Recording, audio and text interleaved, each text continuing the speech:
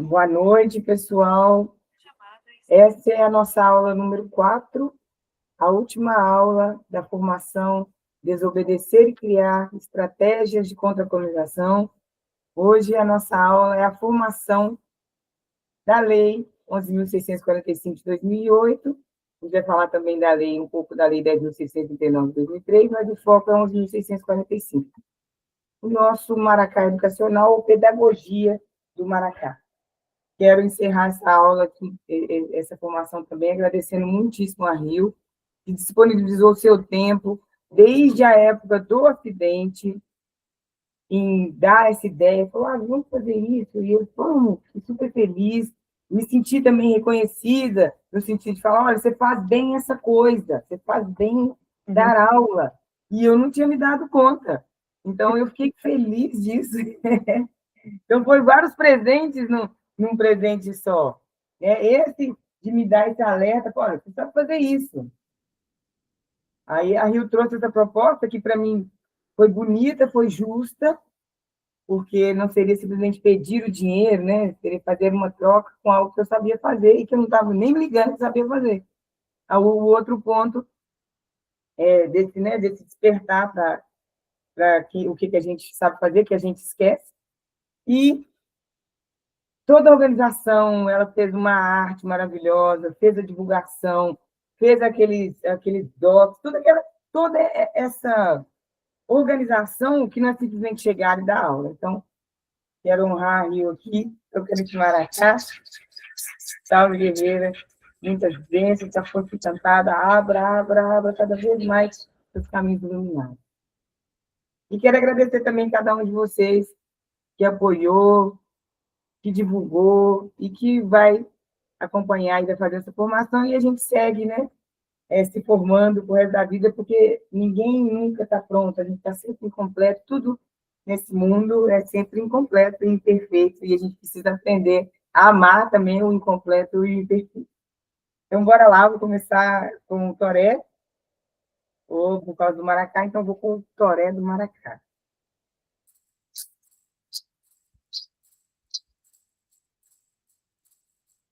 Eu fui na mata cortar lenha, eu encontrei meu maracá. Fui na mata cortar lenha, eu encontrei meu maracá. Clareia com a boca, clareia, clareia que eu quero ver. Clareia com a boca, clareia. A boca do Jurema, eu fui na mata cortar lenha, eu encontrei meu maracá. Fui na mata cortar lenha, eu encontrei meu maracá. Clareia, que a boca clareia, clareia que eu quero ver. Clareia, que a boca clareia, a boca do Jurema. Viva Força Cantada, viva Maracá, viva! Então, pessoal, a gente vai falar, né, dessas leis que vieram aí, que buscam ser antirracista e combater esse déficit que a gente tem de se ver, né, nas escolas públicas e privadas. Então, essa lei de 10.639 é de 2003 e a 11.645 de 2008, que vem aí 5 anos depois, incluindo os povos indígenas na obrigatoriedade do ensino dos saberes sobre os povos indígenas do Brasil. Na verdade, a 11.645, ela é também sobre os saberes africanos e afro-brasileiros. Ela é uma complementaridade da 10.639, mas, por questões de lutas, muita gente prefere manter a citação das duas, né? Pode passar. Pode passar. Cada maracá que chia e cada tambor que ecoa carrega a voz de nossos ancestrais. Cada história contada reconstrói nossa identidade. As leis 10.639 de 2003 e 11.645 não são apenas normas jurídicas, são cabaças sagradas esperando receber as sementes da sabedoria ancestral. Então, por que a pedagogia do Maracá? Porque a ideia é essa. A gente tem aqui a cabaça, né? No nosso maracá. E a gente tem o cabo, e a gente tem o som que ele faz. Quando a gente pensa na lei enquanto sementes, você tem um repositório importante para colocar, senão não vai fazer som nenhum. E se essas sementes que forem colocadas forem sementes de plástico, artificiais, né, a gente pode ter o exemplo da artificialidade, como músicas da Xuxa, cocada de cartolina, esse som não vai ser um som que ecoa, vai ser um som artificial também, né? Então, é muito importante que, quando a gente vê que a gente pensa que essas normas jurídicas, por si só, se não tiverem colocadas em uma boa capaça, elas não vão fazer som nenhum. Pode passar.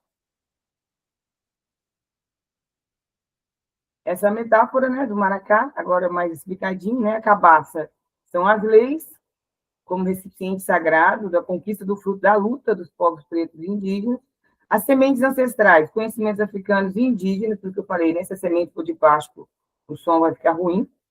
O processo de enchimento, né, a implementação das leis, que precisa assim, de muita pesquisa, de muito respeito, e o som harmonioso, que é despertar a consciência dessas crianças, desses jovens, dessas pessoas que vão passar por esse letramento, né?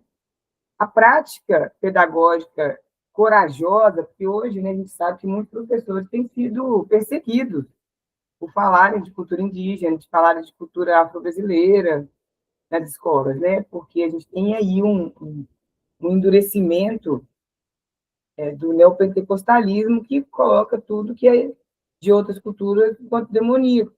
Então, a gente tem aí esse balançar o Maracá exige professores e professoras corajosas, né, para fazer isso.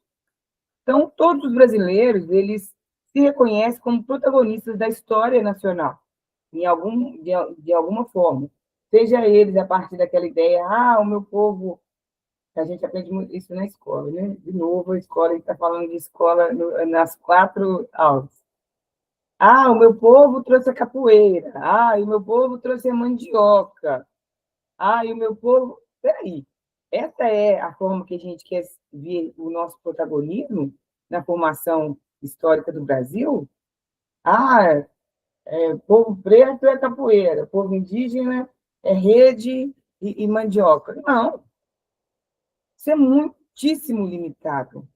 Isso é aquela ideia lá que a gente está vendo aí hoje bombar nas redes, de falar, limpa a sua cultura, né? Essa ideia de que a cultura indígena ela é estática, porque ela produz só o que está colocado aí enquanto típico, né?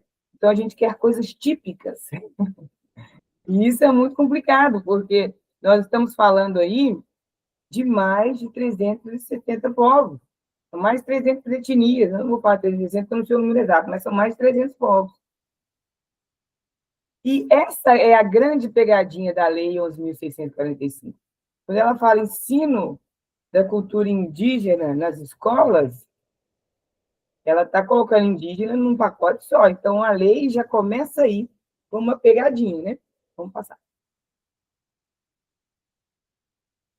Quando essa lei começa dentro dessa ideia de que existe uma cultura indígena, normalmente os professores ficam confusos, né? Eles começam a normalmente a reproduzir estereótipos. Então, eles vão falar dessa alimentação, mandioca, milho, batata. Nossa, sim, é ancestral. Mas tem mais. A gente tem ciências, filosofias, pensamentos extremamente elaborados. Só que no imaginário da criança é implantada essa ideia de que é aquele bruto, né? Aquela raiz que você tira da terra e você já joga ali na panela. É o raio que é Tupã. É como se a gente não tivesse nenhum pensamento complexo.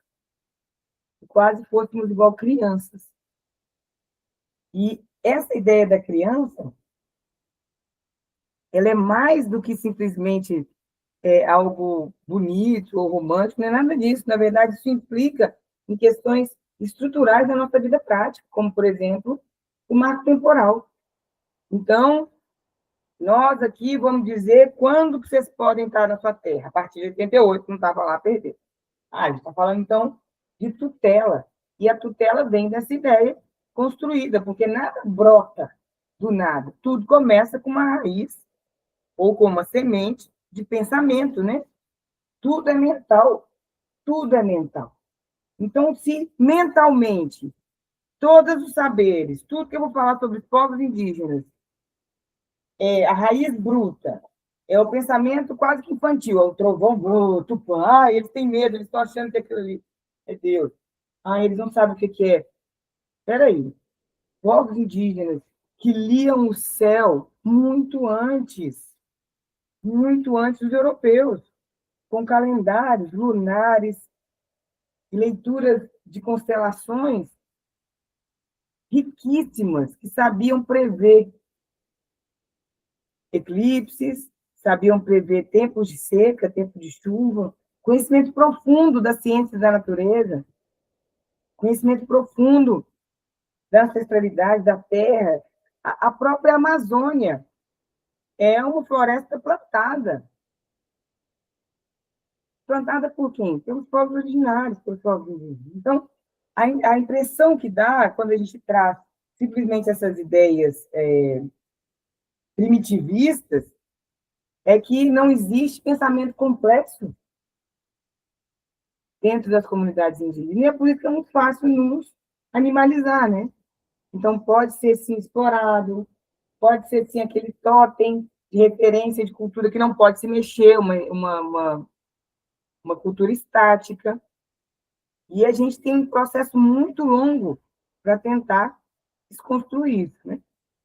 Então, a gente tem aqui algumas dicas de como a gente fazer essa abordagem, então, para os professores que vão estar aqui assistindo essa aula, sem que a gente caia nessa ideia primitivista e que os povos indígenas têm um pensamento quase que infantil, infantil no mau sentido, gente, porque criança é tudo de bom, ser simples é tudo de bom, mas nós somos seres humanos, e seres humanos são complexos.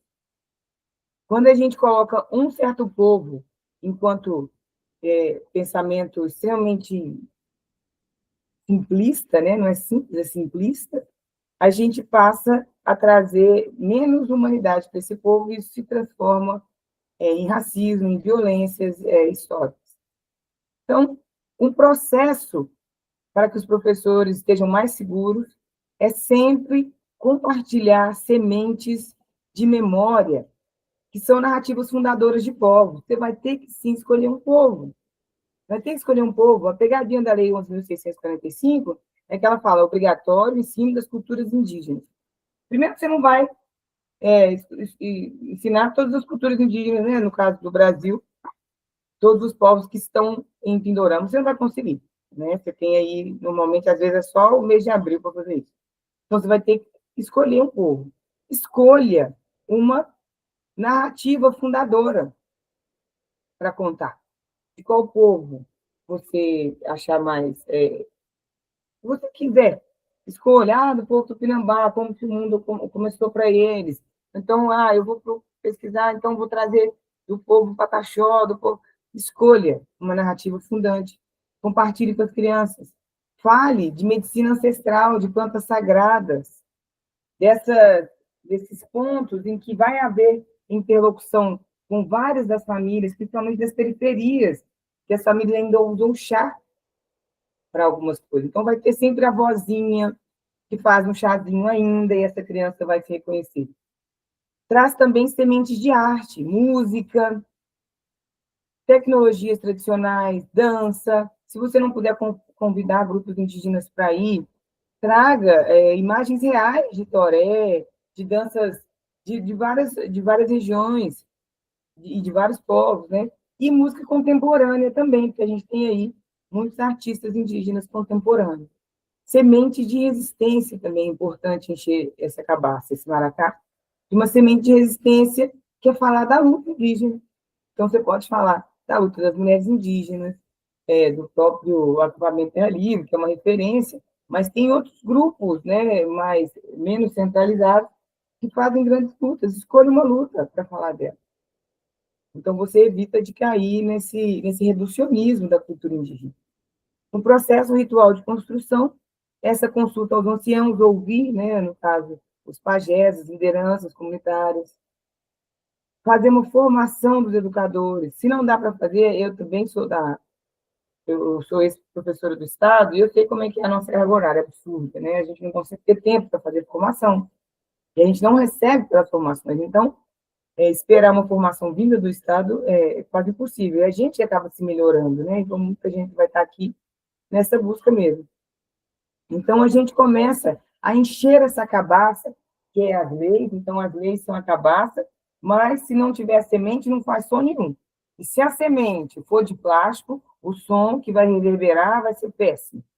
Então, quando a gente tem uma cabaça, que são as leis, e enche ela com sementes de memória, trazendo narrativas fundadoras, sementes de cura, trazendo medicina ancestral, sementes de arte, trazendo a música contemporânea, o artesanato, as tecnologias de arte, e a gente traz semente de resistência falando da luta, a gente já tem aí uma potência para esse maracá soar bonito.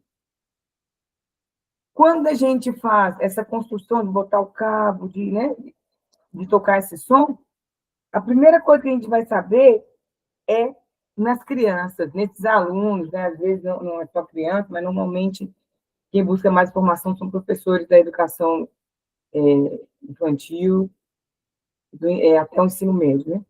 Então, trazer essas sementes aí bem preparadas dentro dessa cuia, dentro dessa cabaça, vai ter um potencial de fazer um som maravilhoso. E qual que é o feedback que a gente recebe? São os alunos vindo e se reconhecendo. Eles vêm falar, olha, a minha avó era indígena, aí o meu avô, ó, eu já vi isso. E começam a se entender parte, e não simplesmente, meu povo é a mandioca, é a rede. Não, a gente se vê a profundo, e é muito importante que a gente se veja, enquanto a gente é criança, enquanto a gente é adolescente, porque senão o processo tardio, ele pode acontecer também, mas ele é mais difícil, ele é mais doloroso, a gente já passou por mais feridas na vida, né? Então, quanto antes a gente se entender, se reconhecer a partir de uma educação antirracista, a partir dessa pedagogia do Maracá, a gente evita grandes feridas, principalmente no sentido de pertencer. Pode passar. Desafios são as cabaças furadas, que é uma formação inadequada. Então, muitos educadores, né, são como cabaça com furo, recebem a semente do conhecimento ancestral, mas não conseguem manter ela dentro. E não conseguem fazer som nenhum. E se perdem, né, dentro dessa pegadinha, né? Então, sempre lembrem, professores, existe a pegadinha da Lei 11.645. Qual que é a pegadinha? Generaliza. Generaliza. Eles falam, é obrigatório o ensino das culturas indígenas. Mas quais culturas? São muitas. Então, uma cabaça furada você tem a lei, mas você não põe semente lá dentro. Isso prova, isso é tão verdade, que 71% das secretarias municipais de educação não tem nenhuma ação consistente sobre a Lei 11.645, por exemplo. Cerca de 90% das turmas de educação infantil de creche e pré-escola ignoram temas raciais. 90% é muito. Então, a lei existe, a cabaça está lá, mas está furada, não foi nada lá dentro, não, não vai fazer som nenhum. Não se fala de formação étnico-racial nas escolas. Talvez para evitar problema com os pais, talvez para evitar, seja o que for, mas é um dado aí da Secretaria de Educação, do Ministério da Educação, que mostra que 90% das turmas de educação e creche pré-escola ignoram temas raciais. Isso é gravíssimo. Isso traz feridas enormes na autoestima da criança, que não se reconhece, que acha... Eu tenho, né... Hoje eu encontrei, nesse encontro que teve em Belo Horizonte, dos povos indígenas, a Kenauara, que é uma criança que a gente acompanhou muito, desde pequenininha, agora ela está adolescente, e ela teve um caso na escola, que ela foi para a escola com genipapo no rosto, falaram que ela estava suja. E aí teve um dia, num evento na retomada, eu falei, vamos pintar aqui na hora. E ela falou, não, tia, lá na escola eles falam que eu estou suja. E eu falei para a avó dela, então, para ir lá conversar na escola, mas é tanta coisa, né, que a avó, mais uma luta para a avó. Quem tinha que fazer esse trabalho, então? Quem tinha que ter essa questão, essa temática racial? Eram os professores, era a própria escola. E não a avó, já saindo de um contexto de muita luta, ir lá conversar com a escola, que a filha, que a neta dela não estava suja, ela estava com genipapo no rosto. Então, vamos passar. Então, 90%, gente, é um buraco muito grande. O desafio, né, como eu falei, são essas sementes de plástico, essa folclorização cultural e o racismo religioso. A gente tem aí essa semente de plástico, seria reduzir a África à escravização, por exemplo, e os indígenas ao descobrimento. A gente tem dois pontos aí. O africano foi escravizado, o indígena foi massacrado e acabou. Ele, né, o povo de origem de matriz africana deu aí a capoeira, os povos indígenas deu a mandioca e ficou por isso mesmo. Então, quando a gente não desperta essa consciência de que a gente precisa estar sempre falando de questões contemporâneas, a gente prende o nosso povo lá numa folclorização cultural, né? Essa coisa de o indígena que não pode usar celular, o indígena que não pode usar roupa de ocidental, e toda essa folclorização que faz com que a gente fique preso lá em 1500. Isso, gente, é racismo, né? Dando nome aos bois. Pode passar. Então, o racismo religioso ele é um obstáculo concreto para o ensino da Lei 11.645 nas escolas, o 10.639 também. Né? Aqui tem alguns casos, né,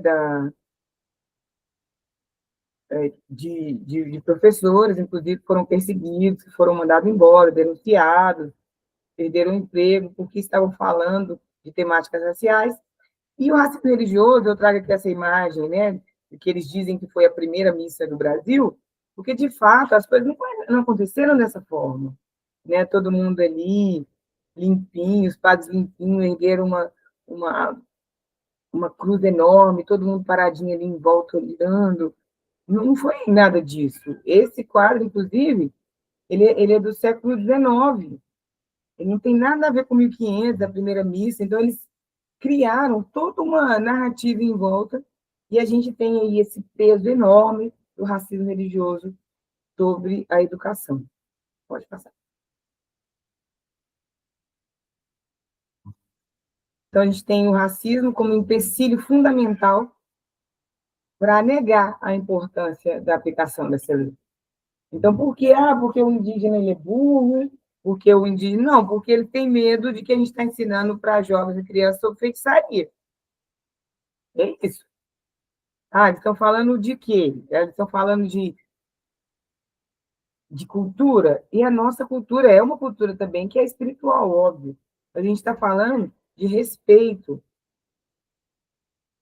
de a gente conseguir se reconhecer, principalmente quando a gente está nessa fase de formação, na infância e na adolescência. Eu preciso ter uma referência que não seja a Mara Maravilha, tá tendo na boca falando de curumim. Qual que é a referência, então, para uma criança indígena, para um jovem indígena da periferia? Nenhuma, se não for na escola.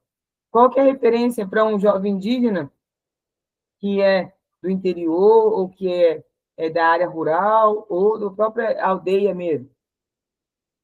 É nenhuma, porque hoje em dia a gente tem a referência que é quase nenhuma também, que são blogueiros. Então tá, então se eu vou, como é que eu saio, né? Como é que eu me torno relevante? É sendo blogueiro. E a escola não dá nenhuma referência de grandes líderes para nós, né? Como, por exemplo, a gente tem várias mulheres indígenas de luta, foram responsáveis por várias revoluções em Abiaiala. A gente tem essa resistência que vai no que eles chamaram de América, né? Em todas as Américas, protagonizado pela resistência dos povos indígenas. A gente só ouve sobre mandioca, rede, e coisas que banalizam a nossa própria capacidade de criar e de produzir conhecimento. Então, quando a gente se nega a entrar nessa disputa e contar, como eu falei de novo, sementes de memória, a gente explicar que não existe só um mito fundador do mundo, não é só a história da Bíblia, Adão e Eva, um paraíso. Cada povo explica como o mundo surgiu. Aí, se você não quer ter problemas com a igreja, porque na minha religião foi Adão e Eva. Faça como algo didático, simplesmente. Não estou pregando para você, então, para você se tornar, não sei, indígena da etnia tal, que pensa assim. Não, leve enquanto mais uma história do surgimento do mundo. E como eu trouxe o racismo religioso como principal empecilho, então, em muitas situações, os professores vão esbarrar nessa questão, porque na semente de memória, a gente está falando de mito fundador, o grande mito fundador é o judaico-cristão, é Adão e Eva e o paraíso. A gente tem a outra semente, né? A semente da resistência.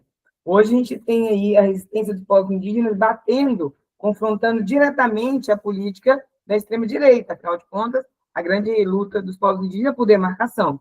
A gente está falando de demarcação, a gente está falando de território, que são territórios que são disputados pelo agronegócio.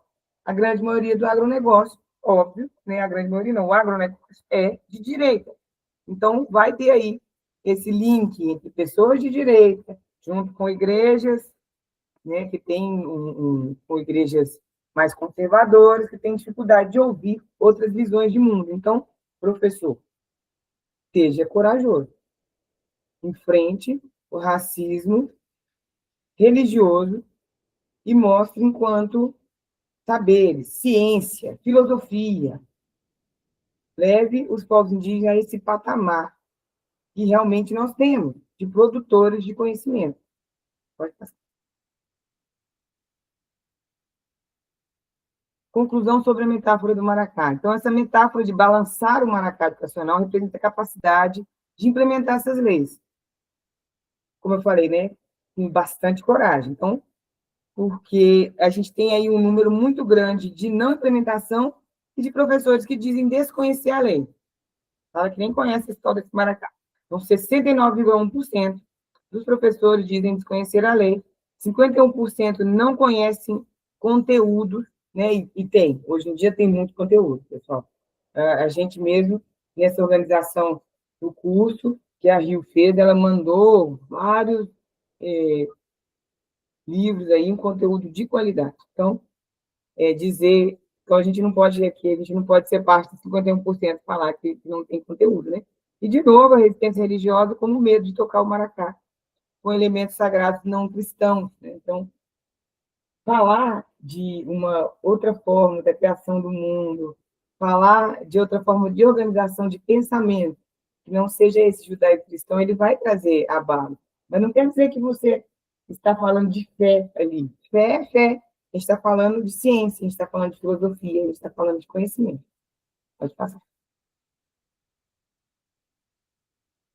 Então, o som harmonioso que o maracá educacional deveria produzir, ele está silenciado pelo racismo epistêmico e religioso. O racismo epistêmico, trazendo de novo o começo da nossa conversa, é aquela ideia, né, de que dos povos indígenas nada se produz de elaborado, de pensado, de complexo. É só o raio, brum, trovão, brum, tupã, oh, é Deus, oh,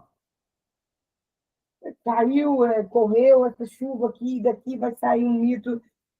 É essa simplificação de um pensamento que é científico e ele é profundo. Então, quando a gente traz esse racismo epistêmico, a gente pensa, então, que o povo indígena não produz pensamento complexo, não produz ciência, não produz filosofia.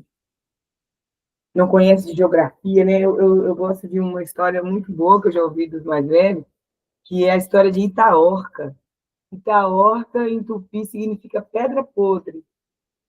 E essa região, contam os mais velhos, que era e que ninguém construía lá, chamava Itaorca. E, de repente, chegou um quartel, né, uma base do Exército para se alocar lá, e foram construir justamente Itaorca.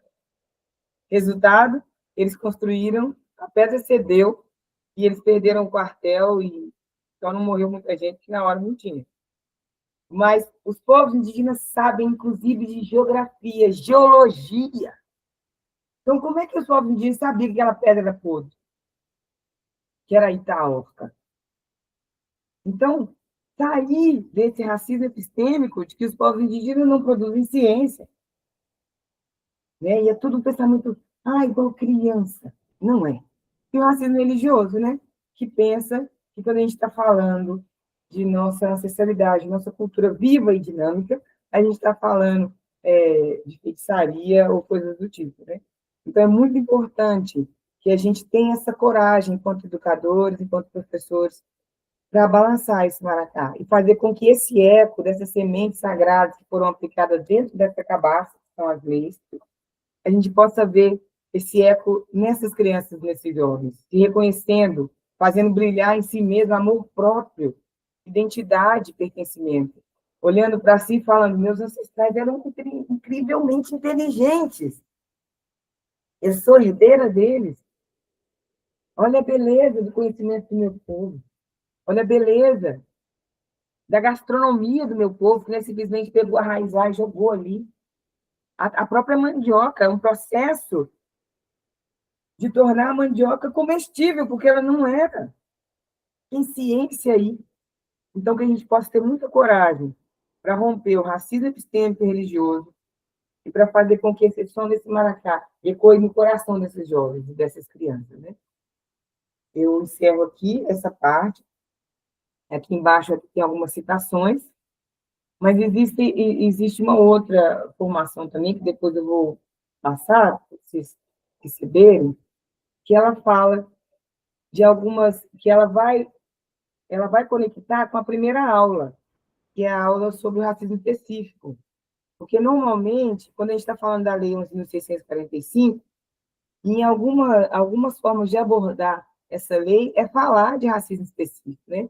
Então, você vai ensinar para as crianças, sim, falar direito.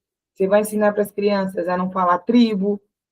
Hoje, a gente estava nesse evento, né, da Prefeitura de Belo Horizonte, aqui em Belo Horizonte, com um inventário cultural, e uma pesquisadora não indígena, né, e falou, estamos há muitos anos pesquisando os índios. Ela sabe que se fala indígena? Provavelmente sabe, mas ela fez uma escolha de falar índio.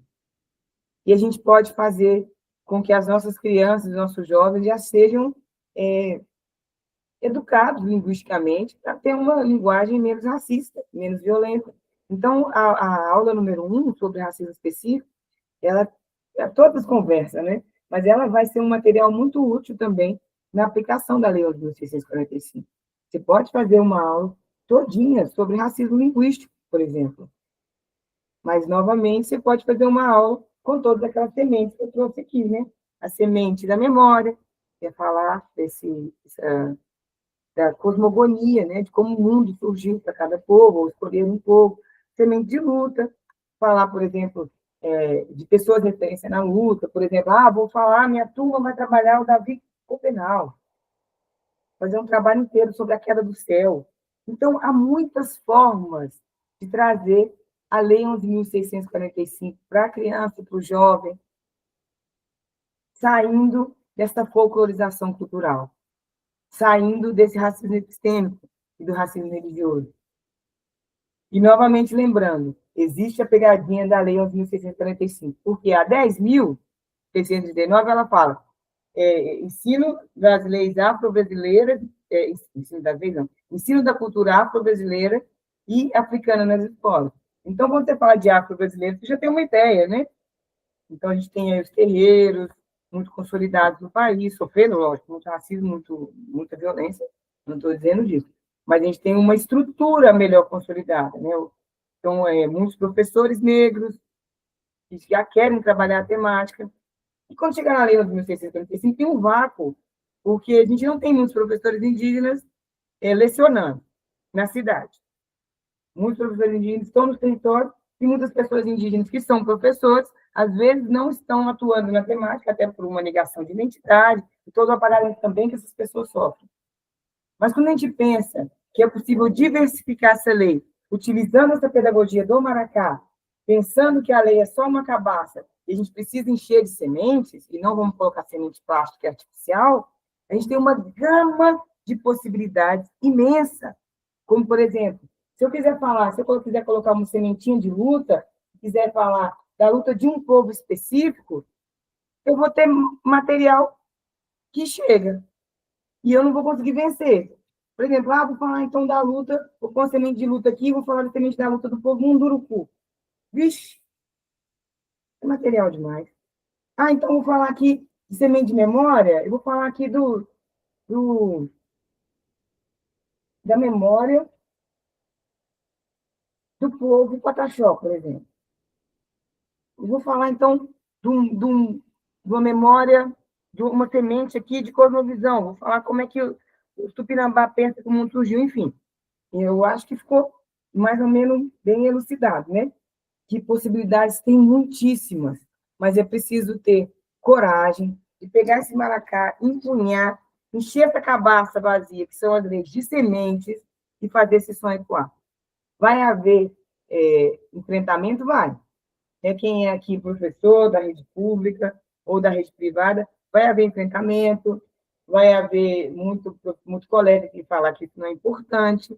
Normalmente são colegas que não passaram o racismo na escola, ou que não passaram negação da sua identidade étnica.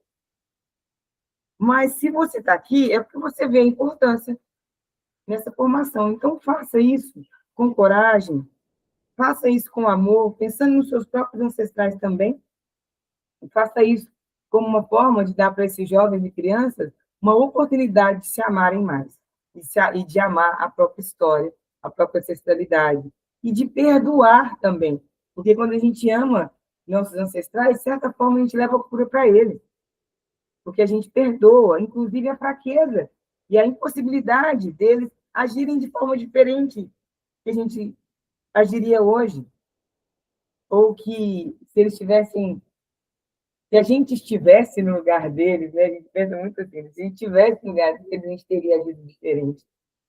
Então, tocar esse maracá com coragem é romper laços muito invisíveis e curas ancestrais que a gente sequer tem ideia. Então, quero agradecer muitíssimo a cada um de vocês que vieram essa formação de 4 horas, e que é uma formação que não acaba, né? Como eu falei, nada é perfeito e nada é completo. Que a gente aceite a incompletude e a imperfeição.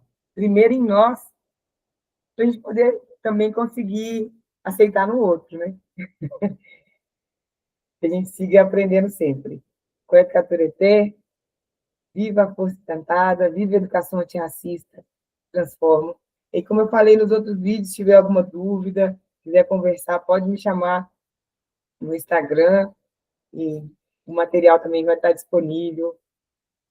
Qualquer coisa que não tiver compreendido bem também, nesse material está aí a bibliografia consultada, mas também a gente pode trocar ideias, né?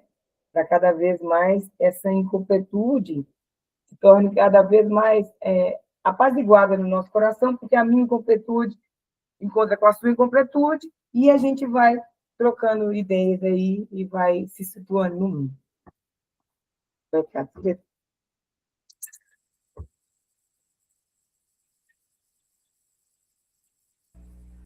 Viva a força cantada.